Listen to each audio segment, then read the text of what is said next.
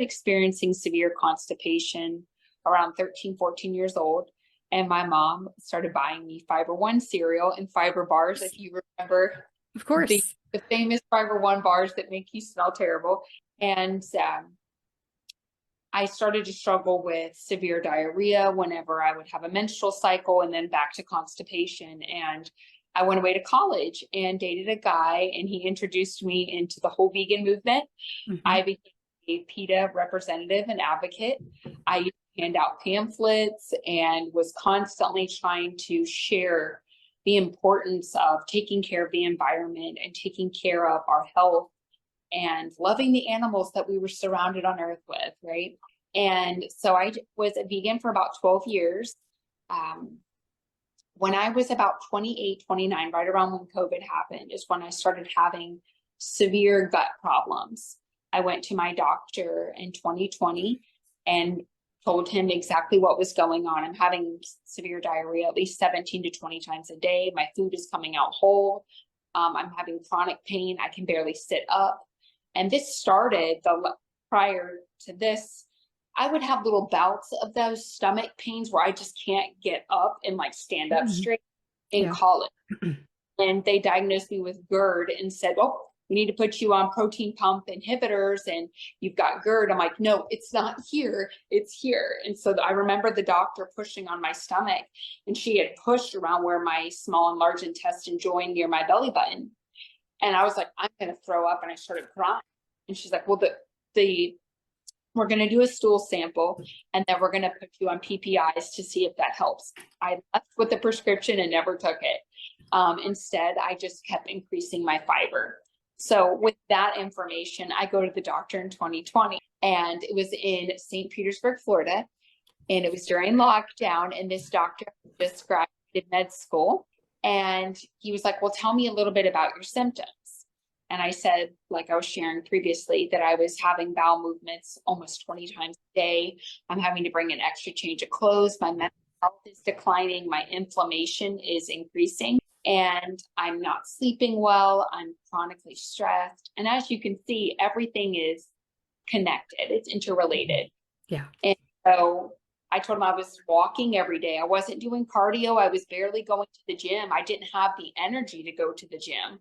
So I would walk a couple of miles a day and check off the box I was active. And I told him that I was vegan. And his response was, "You seem to be checking off all of the boxes. Let's get you on a low dose, 10, I think it was 10 micrograms or milligrams of an antidepressant." And I will tell you, if anyone hears this, the antidepressants made me completely numb. My personality is very loud and elaborate, and I'm just a big lover with energy from the moment I wake up until I my head to the pillow. But it completely, like, it stripped me of my personhood, but my gut felt really good. And that was the one thing that I told my grandma, my gut feels so good. I don't feel like I'm in so much pain where I can't sit up, but I was so tired and just wiped out. By the time I got home from work, I'm like, what do I do? So I remember coming home from work one day and crying in my little apartment in Clearwater. And I just said, "God, there has to be something that's going to save me. You have to help me. I'll do anything." And I had just downloaded TikTok of all things.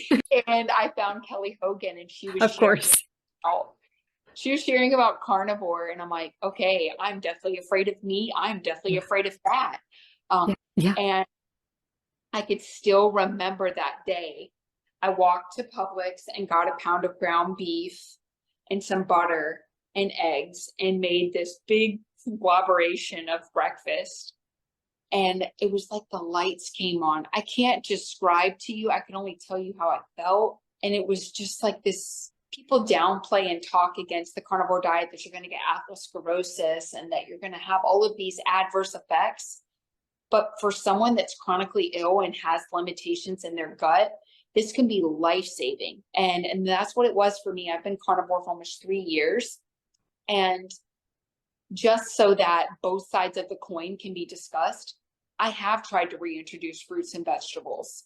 I do very well with berries. I do well with avocados. You give me a carrot, it'll come out the way that you hand it to me. You give me lettuce, it will come out in strings the way you gave it to me.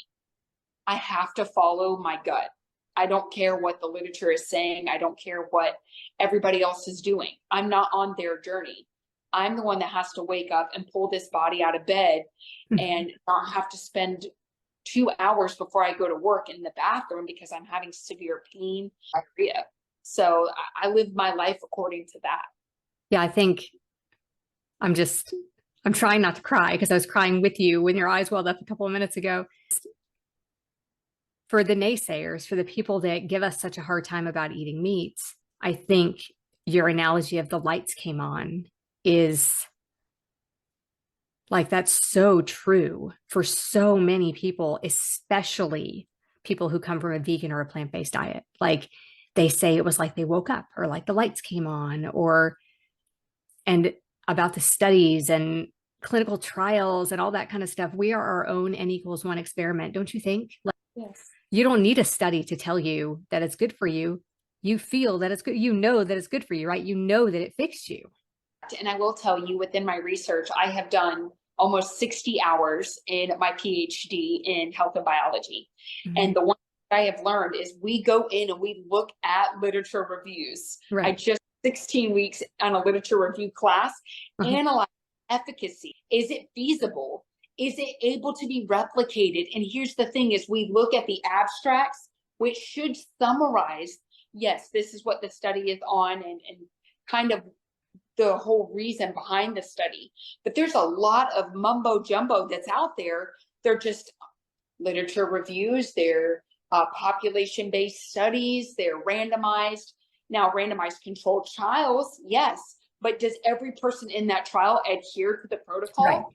Right. What control? What is the outcome? Because you can publish thing that's wacky and put a golden stamp next to it, and people will be like, oh, well, they look at the title. They don't look at the method. They don't look at the outcome. And if everyone adhered to the study, because I published a paper on childhood obesity, and we did interviews on 30 families. 15 of the families adopted it. 15 of the families didn't want to wear a wrist tracker to monitor how much exercise they got. And now here's, you have half of the population that's showing you here in the study that childhood obesity can be lessened by getting physical activity and less screen time.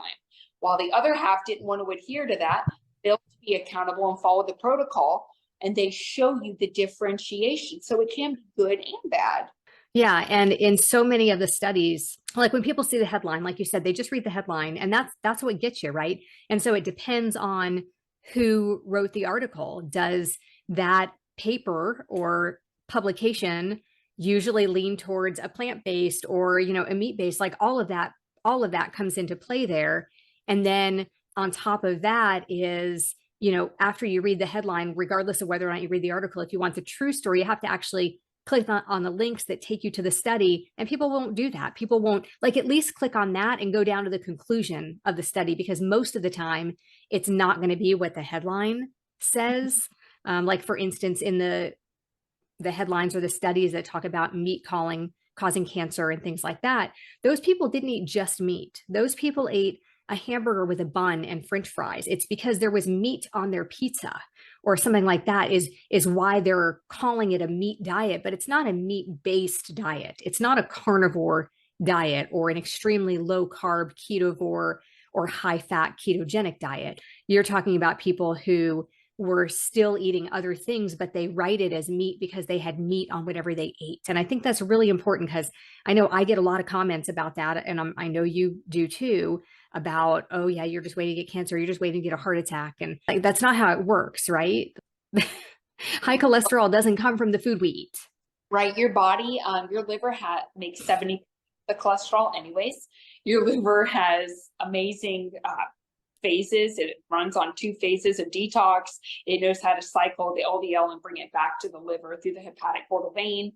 I mean, these are things that Paul Saladino talks about. And I think that there is efficacy between every nutrition camp. My goal is never to just pitch a tent and one, because we have to look at the population. I care more about population health versus just my health. Now, my health I can control, but we need to be efficacious in the way that we communicate to populations, because many people will not adhere to any type of diet because the risk versus reward. People want quick, instantaneous rewards. Yes. And say, if you're eating a highly processed meat diet, yes, you could be adhering to what the study is showing you. Right. The sourcing is everything. And I will tell you, the lower the fat and the lower the carb and just high protein, you are going to have more cravings. Everybody Yes. that I know is like, oh, I just had this delicious salad. Now I want something sweet. That's not hunger, it's a craving. That's and right. I love on Anthony Chapey's podcast, he just published a podcast. I think it was yesterday or the day before. And the person said, if you eat a bunch of meat and you're still hungry after, that's hunger. If you eat a little bit of meat and you're still, or you're full after you've eaten a little bit of meat, then it's a craving. We don't know how to differentiate between hunger and cravings because our leptin and ghrelin are not balanced. Right. Yeah. And I know people have talked about, like, when you go to Golden Corral or, you know, one of those buffets and you eat and you're stuffed, like you think you can't eat anything else. And then they bring something new out and you're like, oh, I have to try that. Like, you're already full. You've acknowledged that you're full. You've acknowledged that you can't eat anything else, but they bring out a new dessert or something and you go back for more. And we've all done that, you know, in the past. But now when I fill up on meat, I can't eat anything else. Like, that's the thing is, and like you said, the lower the fats, the more likely you are to want those things. I have tried a lower fat version of the carnivore diet in the past, and I get really anxious. Like, by the end of the first day, I tend to be kind of anxious. I think my body does better on high fat, but even just a regular carnivore diet is high fat, you know, so we're still talking 70 to 80% of your calories being from fat. And that's what our bodies run on. You want to talk about that a little bit, like the difference between running on carbohydrates versus running on like protein and fat? So the way that I understand it from teaching biology is when you take in food, it becomes this kind of like churned, just liquefied version. You have little receptors that are here under the jaw, which release amylase to break down carbohydrates. So naturally, when you begin to salivate, your spit is all amylase to break down carbs. Now, if we're not utilizing that, I don't know how the body may downregulate it, but regardless, your food becomes churned. Once it leaves the stomach is when it starts to go through the 4 phases. So you have your electron transport chain, where whatever you're eating goes down the chain and becomes electrons. We convert the food that we eat into chemical energy, the same kind of energy that you would get through sunlight, right? So you convert, it goes through glycolysis. Anytime you eat a small sugar molecule, it goes through glycolysis, the Krebs cycle, which then is electrons. You produce 32 electrons per 4 grams of carbohydrates, right? So for just a carbohydrate, if it has 4 grams per the 32 grams, so you do the math, and that's how many electrons of energy you make. Okay. As fat, they're going to go through the electron transport chain. Those fat molecules are going to have a protein connect to it. Fats are hydrophilic or hydrophobic. Water is hydrophilic. Water is water loving. Fat is not fat or water loving, as all over the place. That's okay. So fats, in order for them to be broken down and used, they need something to transport it and shuttle it around. Fats can't move around on their own. They can oxidize, but what they need is a protein. It's a lipoprotein. This is where your LDLs come in, right? It has to be shuttled because everything around the cell is full of cytoplasm and water. To get to A to B, it's going to need that transport protein. Now, your liver will store sugar, right? And it can store fat. It cannot store amino acids. So your body, if you eat nothing but protein and 0 fat, you are going to send a signal to the brain. You are going to send a signal to the body that we need to produce and turn and make and pump out more cholesterol. You need a certain amount of fat in order to have your sex binding hormones. So your body can't make or do anything with the nutrition you're taking in without some source of energy. Amino acids are not good sources of energy. Right. Now they are used, you have your DNA, and that DNA will split off and make an RNA. RNA is what codes for protein synthesis. That's your leucine, your isoleucine, etc. And that's how your body uses amino acids to repair itself. Now it can turn amino acid down and break it into a sugar, right? So that sugar will give you glucose. A lot of people that go on really low calorie diets and eat a lot of protein, Right. they can put on weight and develop insulin resistance. They'll have greater hunger, right? Even protein is so satiating, you're still signaling to the brain, I'm missing something. So what happens? It sends a signal down to produce ghrelin. Hey, she ate 150 grams of protein. I'm hungry. I can't focus. I have brain fog. Your brain is sending a signal down to the gut from the liver and the pancreas to push out more hunger hormones because you have met your fat threshold or your carbohydrate threshold. You have to have one of the two sources.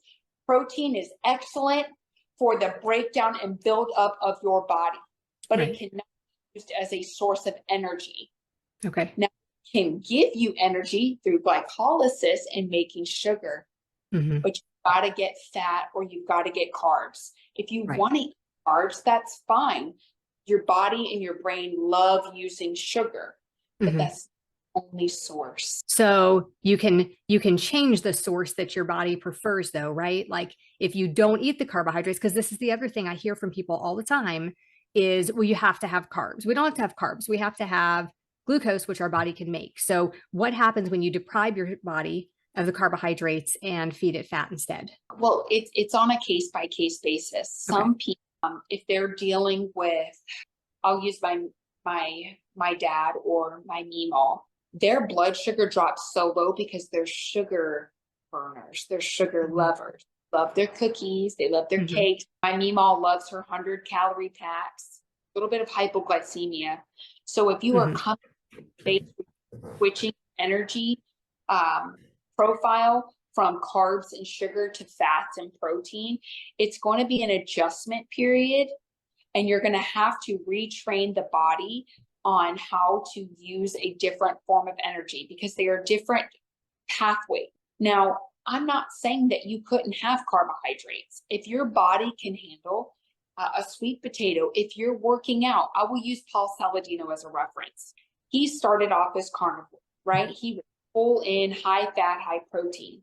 He also lives in Costa Rica, very close to the equator, where fresh fruit that is not sold in a grocery store, right? Everything is very close to nature and it is undergoing photosynthesis the way God intended. Now, because he has the perfect environment and he is very physically active, if I were exercising for 6 hours a day, absolutely, there'd be a point where protein and fat can only take us so far, where maybe lowering our fat and introducing a raw kefir with some carbs, introducing some cheeses that may have a carb, or introducing fruit, or introducing a carbohydrate that works well for your body. But I don't recommend processed food.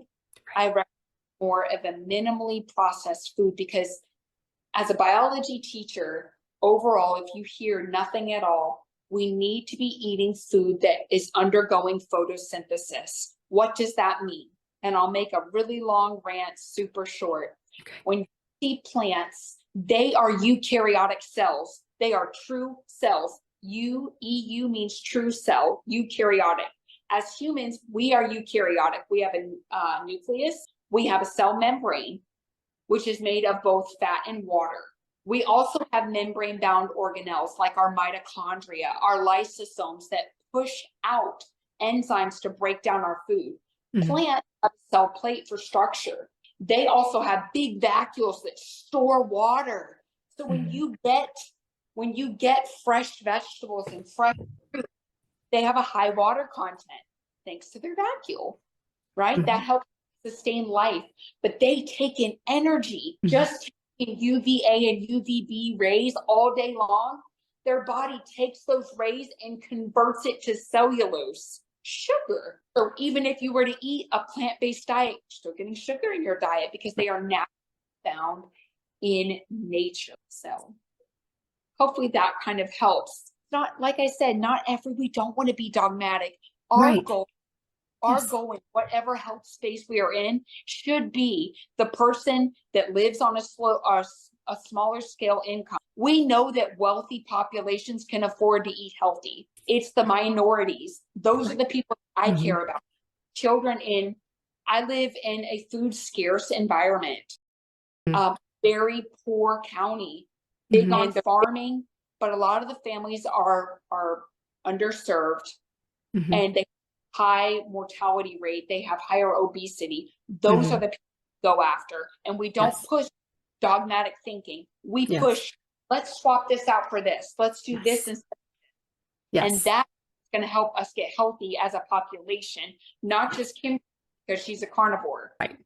Yeah. And I think I agree with you there. If anywhere you can swap out a carbohydrate for a protein, whether it's potato chips for a little pouch of tuna or sardines, or, grass-fed meat for regular meat, if the cheapest one, which is usually the best one anyway, the higher fat is on sale, the ground beef, buy a bunch of that. I mean, doesn't have to be grass-fed, doesn't have to be any of that stuff. Just buy more meat and eat that. Find the cheapest bacon you can buy and fry a bunch of that and eat that instead of chips. Or I agree with you. I think anywhere we can substitute something, that's going to help somebody. And I don't think everybody needs to be a carnivore. I think it's a great place to start for weeding stuff out and then adding things back in. But I think probably, for most people, to get people healthy, we need just a whole foods diet, which includes a lot of fatty meat, which is usually the cheapest meat anyway.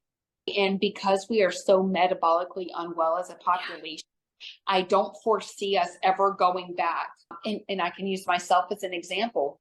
It wasn't that I was metabolically unhealthy. It was that I was so nourished and gained weight on the carnivore diet. And I gained muscle and I gained personality. And those things are more important to me because I'm fertile, I'm healthy, I can have a baby. I'm not starving my body. I'm not chronically having diarrhea. And when you have an autoimmune disease or you have chronic health problems, sometimes in reintroducing something, it's very unlikely because it changes. I don't know if I'll ever be the same girl that I was prior to Crohn's. I don't know if I'll ever be her. I am so sensitive now. Would I like to plow through a salad with chicken? Yes, but I can't. Right.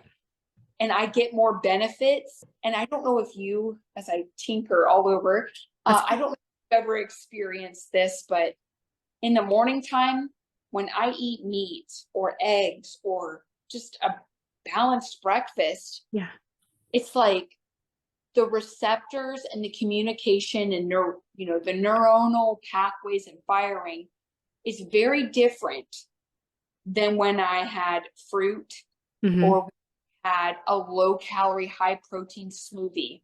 Yeah. And I loved those studies on myself where I'll have a morning where I'll do like a protein shake or something. I'm like, I'm not super hungry just yet, but I need some nutrition just to get my day going. Yeah. And I'm like, I don't feel. Then you feel it. Yesterday, I had 2 ribeyes before I went kayaking with my family. And I'm like, let's go out. Like, what do you want to do? What do you want to do? I had all day and I felt like everything, kind of like the puzzle and the puzzle piece, everything fit. You don't know what I'm saying unless no, I do. You've been there, Yeah, absolutely. I get it. And I think doing the lion diet was probably the best I've ever felt, just red meat. I don't like lamb and stuff. So for me, it was just beef when I did the lion diet. And I felt better than most of the time. I'm currently in the middle of a sardine fast though. And sardines are a pretty good second to ribeye. As far as mental clarity goes, within 24 or 36 hours of eating nothing but sardines, it's like I feel like a superhero. It's even better than water fasting. So I think there are so many nutrients found in meat, all kinds of meat, eggs, even dairy, that people are so deficient in that they could feel so much better if they would just increase the amount of meat. So did nobody ever say to you, maybe it's your diet, or did they just tell you to vegan harder? My doctor specifically in St. Pete told me that I was checking off all the boxes and that I was doing everything right, and he didn't understand. So here's the thing, when you have irritable bowel disease, they're going to do blood work on you to see what's going on, and they're going to do a colonoscopy and a stool test, and they're going to tell you. But a lot of times they think you're crazy. And that's what I'm like, I feel crazy. Does no one understand? Right. I need help so much that I'm willing to take medication because I'm tired of packing 3 pairs of underwear with me, running to the bathroom. Like, you'll go and then you'll go 7 more times. And then you're just crying and sobbing in pain. And your body is rejecting. It doesn't matter. It could be the healthiest thing. It could be tofu. It could be eggs. It doesn't matter. And Crohn's, ulcerative colitis, they are stress induced. And I always notice when a flare comes, I'm out. Like, I had a flare a week or 2 ago. I was out for 2 days in bed. I laid in bed and I could not get out of bed. So what set it off? Stress? I don't know. I recounted everything. I'm like, did I eat something? What did you do? I'm not stressed at work. Are you? I have a very, very safe relationship with myself, where I'm like, what do you need? Are you okay? I enjoy reflecting in to see what may have happened. And I can tell you the only thing I did different was I went to Winn-Dixie. That's the only grocery store we have. And I bought a big flank steak, and I felt fine all day. By 9 o'clock, I woke up and I could barely make it to the bathroom. Just completely just lost myself. And by the time I got to the bathroom, I'm just bawling. And then I lay down and have to get back up and lay down and get back up. And the next morning I woke up and just sobbed. And I'm like, what did I do, God? Was it the grocery store meat? Because if I order from a local farm, no problems. Interesting. I'm like, I'm deathly ill for 2 or 3 days. I cannot put into words what it feels like to struggle with Crohn's. It feels unfair, and you have to ride it out and keep inflammation low. So like, I have cream of rice, where if I have a flare, I'll eat a little bit of cream of rice, or I'll make sourdough bread, because I have to eliminate every trigger. I have to eliminate anything that would cause an immune response. And I don't think I'm the only one. Yes, you may not be diagnosed with Crohn's or ulcerative colitis. You may have just IBS, but don't let a doctor or your own thinking make you feel like you're crazy. Because as the food gets more heavily sprayed with pesticides and herbicides, toxins, Roundup, our environment is becoming increasingly toxic. You're going to experience something. And that's what I tell my students. You may not remember everything biology that I teach you, but I'll tell you right now, there will come a day and time when you or someone you know is affected by a chronic health diagnosis that alters your life. Yeah. And you've got to pick up those fragments of who you are and find health. You have to tune out the noise, because doctors mean well. Right. I know that I am more than a medication. And if it comes down to it that I have to take it, I would do my research. Right. But my goal is to get to the root cause first and ask questions before just blindly handing over my health to someone. Right. Yeah, we absolutely have to be our own advocates and do our own research and go to multiple doctors if the answers just don't sound right, or if the very first thing that they recommend is a medication, don't you think? Yeah. And like my story, they wanted to put me on PPIs, which would have completely wiped out any bit of hydrochloric acid my stomach was making. And it causes more problems. Yeah. Yeah. And so many people take those every day just because their doctors say, oh, you just have too much acid, take this. And then what happens is it teaches your body to not make acid anymore at all. And then you have to take that medication forever until you die. You have to take that medication in order to not have that problem. And that just seems like, don't you want to find a better solution than that? Don't you want to figure out what can fix it that you're not going to have to take for the rest of your life? Wouldn't you rather change the way you're eating than take a medication for the rest of your life. I would, wouldn't you? Yes, absolutely. And while nutrition is so important, I think that nutrition and exercise they're synonymous. We need both of them. Whatever way you choose to move your body is fine. But what I have noticed is ever since COVID, I go on walks every day. I expose myself to sunlight. I make it sounds silly, but I make myself one with nature. I want to be, I want to get photon. They help with mitochondrial function. They help with metabolism, just getting little spurts of natural sunlight. Turn the TV off. Stop making yourself chronically bound to indoors. Most people don't have a solar callus. They go outside for 10 minutes, burn. Yeah. Think about it. Maybe you don't focus on nutrition. Maybe carnivore is way too much for you right now, but maybe you turn the TV off and you get up and you go for a 10-minute walk before you start your work day. Go for a walk before you eat breakfast. Notice, go for a walk after you eat breakfast and notice, does my blood sugar spike as much? These are little things that are free. Yeah.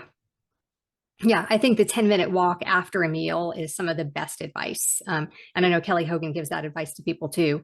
That 10-minute walk after you eat can really help your digestion, and it can keep your blood sugar from spiking so much if you did eat carbohydrates. So what did your family think when you came home with that big bowl and ate that big bowl of meat and eggs and told people about it? Did they think like the sky's falling or something? Did they think you've lost your mind? Well, I grew up on a farm. We actually just we raised 3 pigs this past year, and they're in our freezer. And then we just took our cow up to Williston to be slaughtered. So my family's really big on farm to table. My mom grows all of vegetables. Nice. So off our land, my mom goes out and grabs eggs, and that's what she has for breakfast. She has Hashimoto's, so she is very, very intense about what goes in her body. Not fear-based, it's more faith-based because she knows her limits. Yeah. My parents saw me lose a rapid amount of weight, and I would call them and tell them I'm having these stomach problems and things are getting worse and I don't know what's wrong, but I have to be vegan. It's healthy. It's going to help me stay healthy. And it started to concern them because they just saw the degradation of my health. I could not keep body weight on me no matter how many calories I ate. And so when I went carnivore, my mom saw the change. I think she would butt in a little bit here and there and be like, you need to have some vegetables, or Kim, do you want to have a little salad with that? And I'm like, no, I'm okay. Right now I'm in a healing phase. Yeah. And I have to just listen to my body and do what's going to be well for me. One of the best moments that I've had with my mom was a couple of weeks ago on Mother's Day. We were sitting on the front porch and she's like, have you started introducing vegetables? And I said, Mom, I have to be so careful because what may fuel you and make you feel great will cause me to have the worst flare up and I can't miss work. Second, I will break out in hives and rashes all over my body. And I went out to the garden and picked, I don't know, she gave me green beans. I had no problem with green beans. She gave me a squash or a cucumber. I broke out in hives all down my arms, all down my body. I've tried lettuce, and I do these to show people my why. Not because, oh, well, she's just a carnivore to lose weight. No, I want to show you why my body cannot have this. But I ate, what was it, a salad, or I tried reintroducing broccoli, and I broke out in hives, red bumps all over my stomach from hip bone to hip bone. Took it out. Within 2 days, gone. And so when I tell my mom these things, she goes, you know, I really respect that. She goes, if I have a pepper, I have a horrible Hashimoto's flare. If I have tomatoes, my knees swell up and I can't walk.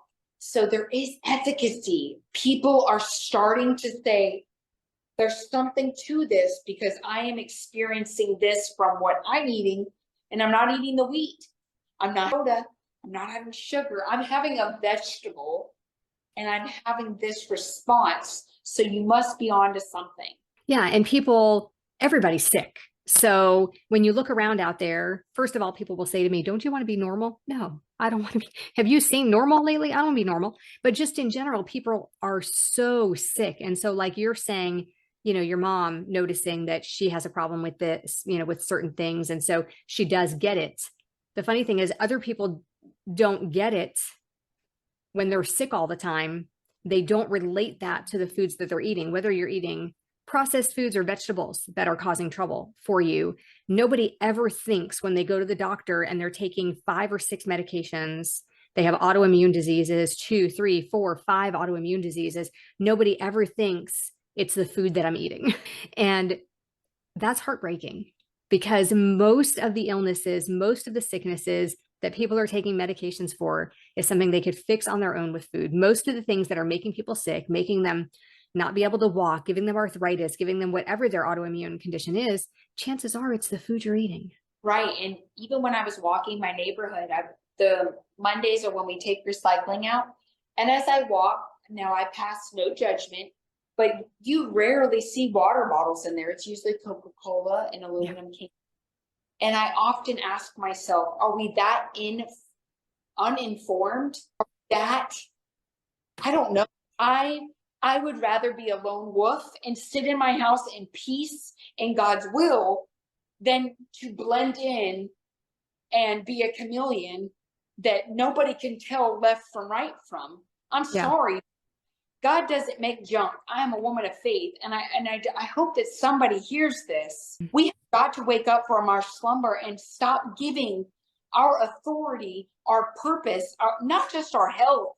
We give our mental health away. Mm-hmm. We have got to wake up and see the wheat from the shaft. And if we don't, we will be a product of the system. And there will be those people that blindly follow, being led astray. And those aren't our people. And I know that sounds terrible, but I can't change everybody. Right. Not everybody's going to come into my classroom and want to learn from Miss Robinson. But I can tell you there are a few that will awaken because we said something. And I know we won't get to everybody. We can't save everybody. That's not our job. Right. Yeah, that's what I say all the time. We can't save everybody. Right. But we can sharpen our tools in our tool bag and help pierce through the things that are blocking people from finding healing.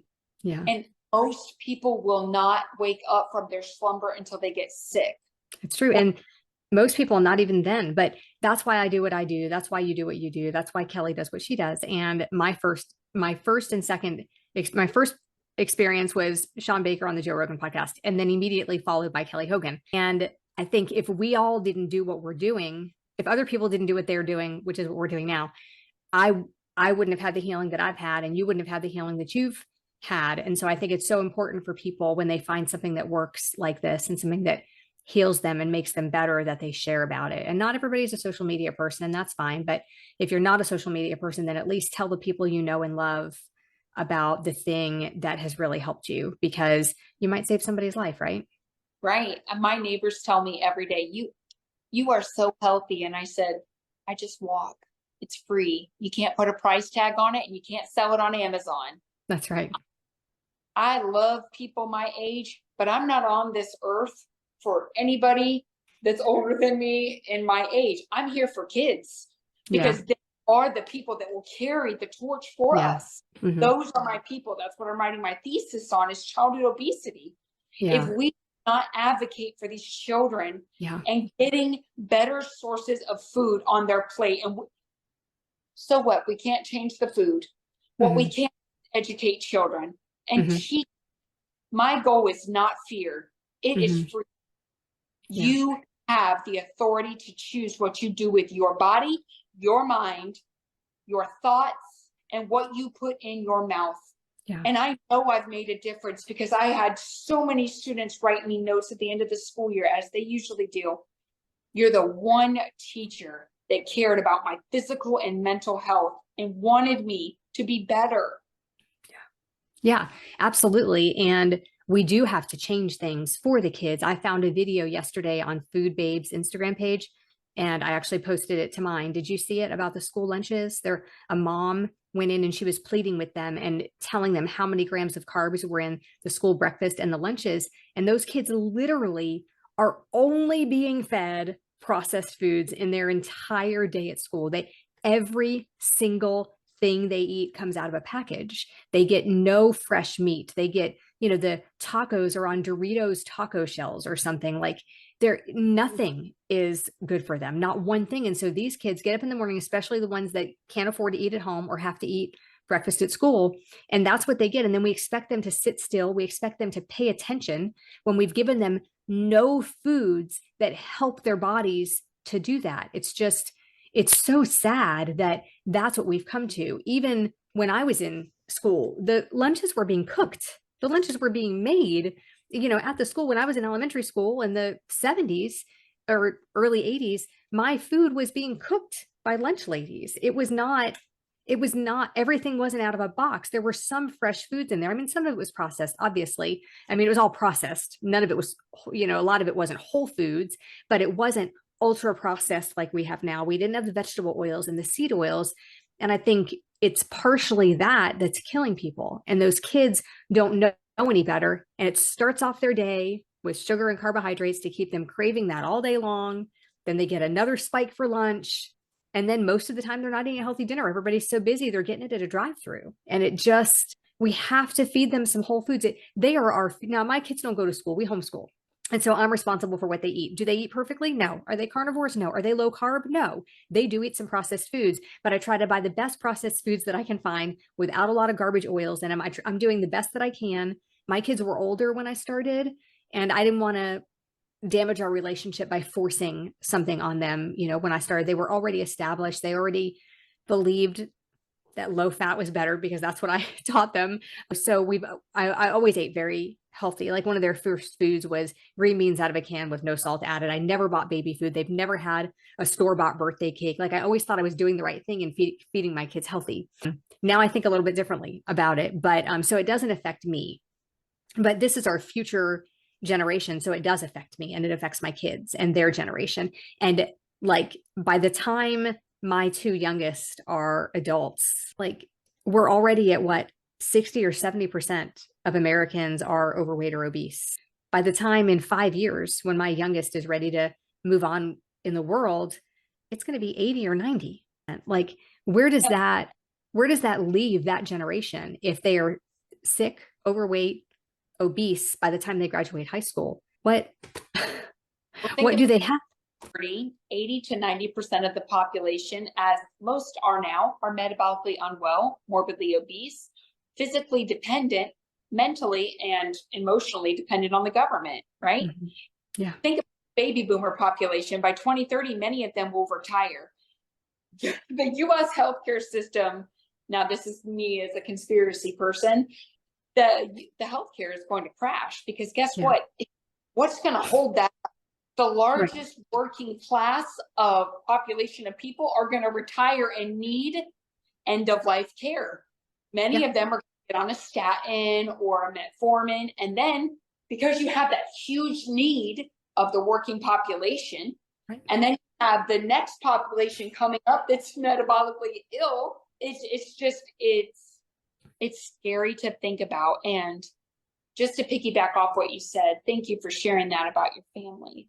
I think the more we share our stories, the more people can relate to us. We pull people in with our story. We not only developed a connection, but then we inspire them to listen further, really question what they're doing. I started teaching kindergarten 7 years ago. That was my first exposure as a teacher. And the kids would have a morning snack. Then we would have lunch. They had an after snack before they went home. And the kids were still starving by 4 o'clock. Yeah. Fast forward to high school. I mean, last week I published a video about what they were feeding the kids for breakfast during testing week, state testing that my job depends on. And they were giving them donuts and funnel cakes with chocolate milk. So I told my friend just went hunting and brought me a bunch of deer meat. I'm going to bring in some deer meat and some pork and some beef from my house, because I had a shipment come back.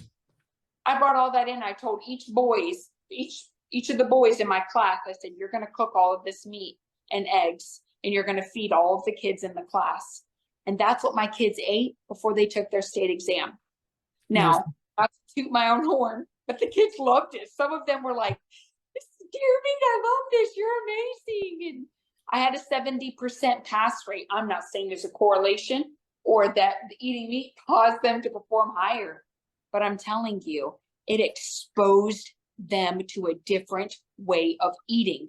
And thinking that followed. If they felt the same way that I felt after eating 1 pound of ground beef first day going carnivore, could it be efficacious? Could I have planted a seed? Yeah. So, Yeah, absolutely. And with my kids, I feel like at this point, they're going to have to make their own decision. I just try to be a good example. They're very meat heavy because I buy lots of meat and I cook lots of meat. Last night, one of my girls had company and I grilled some steak and I put some steak out and I was like, here's dinner, and about halfway through, I thought, oh, I probably should have made a side item for our company. My girls don't even notice anymore, but I probably should have come up with something, some canned vegetables or I don't know, something. But I guess I feel like I just have to be a good example for them and show them the energy that I have compared to other people we know or other people that they see, the energy that I have, the way I feel compared to, other people that they know. I was going to say something else. Wait, hang on. I lost my train of thought. Oh yeah. And I can tell you that when my son was 5, he's 21 now, but when he was 5, we had our first testing, like the end of year testing, like you're talking about. And I was like moderating a different class. I would administrate a different class's test. So he was in somebody else's room and I gave them a snack. And my daughter may have been in the same room I was doing. And she was 2 years older than him. And so I had made up a little bag of raisins and almonds and a few of those natural sun drops, like the natural M&M like candy. I had made some of those and I put together this little bag of snacks for them to have in between the tests. And it was like doing my own experiment. They could not sit still. And that was a healthy carbohydrate, mostly carbohydrate snack. There were a few other things in there, maybe some dried fruit, but it was carbohydrate heavy, sugar heavy for sure, even though everything was fairly good for you especially compared to the way snacks are now. It wasn't a lot of highly processed stuff, but it was definitely a lot of sugar and some natural sugars. And it was like doing my own experiment. I was like, well, next year I'm going to pay attention. Even then I knew like they needed to have like cheese, and stuff instead. But, people don't think about that. So I'm so glad that you did that for your kids. And I hope that they were appreciative. And that sounds like a pretty high pass rate. yes, it was excellent. I was 10% higher than the state of Florida. Gee, I wonder why.